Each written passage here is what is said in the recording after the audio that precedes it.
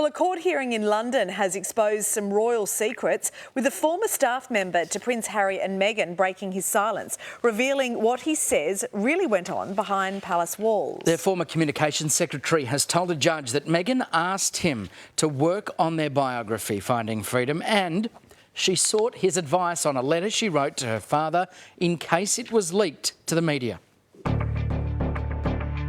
From royal aide to whistleblower, in an explosive 6-page witness statement, former staffer Jason Knauf made shocking allegations against the Duchess of Sussex, claiming he spoke to the authors of Finding Freedom with her blessing. The revelation forcing Meghan to apologise to the court for forgetting about her discussions with Knauf about the book. Also back in the spotlight, the letter Meghan sent to her father, made public by a tabloid newspaper, which she successfully sued for breaching her privacy. The Duchess says the letter was private, but Knauf detailed text messages she sent to him saying, "Obviously, everything I have drafted is with the understanding it could be leaked. So I have been meticulous in my word choice, like using the word daddy to ensure if leaked, it would tug at the heartstrings." Knauf, who now works for the Cambridges, says his decision to speak out came on the back of several scandals involving the Sussexes, from claims of bullying to that explosive Oprah interview. It's really liberating to be able to have the right and the privilege in some ways to be able to say yes. And to I'm say ready it to for talk. yourself. To say it for and yourself. not to have to consult with anybody. While the court hearing was happening, Meghan was back on TV with Ellen DeGeneres and opening up on the best part of her new life with Harry and their kids. I think it's just the lifestyle, and the weather's pretty great, but we're just happy. The Duchess revealing a more playful side, telling Ellen about her days of sneaking around with her prince before the two announced their relationship. He came to see me in Toronto, and our friends and his cousin Eugenie, and now her husband Jack, they came as well, and the four of us snuck out in Halloween costumes to just have one fun night on the town before it was out in the world that we were a couple. Well, let's get some analysis with Sunrise Royal editor Rob Jobson. Good morning to you, Jobbo. OK, let's just back up to the court case first. Now, Meghan apologised for being forgetful. Are there any legal ramifications in that? Doesn't seem to be. I mean, she sort of said she forgot, it was not intentional. It may have misled the court in the first case, but it wasn't her intention.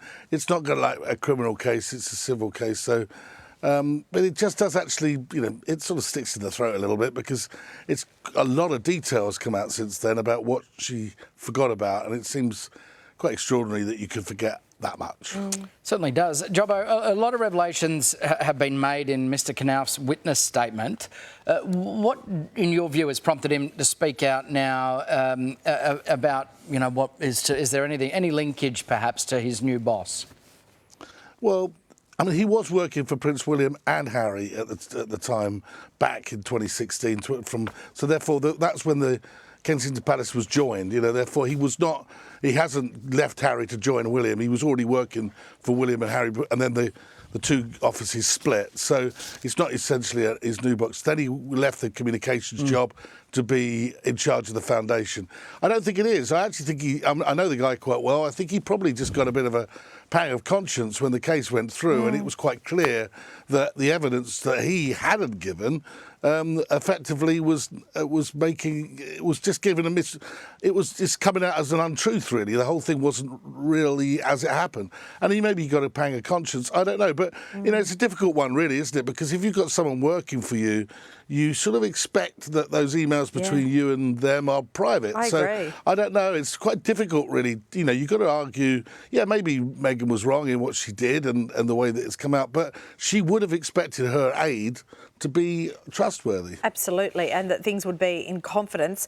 Wow. OK, she was on the Ellen show. What did you make of that appearance? What do you think about this for her branding with the American audience?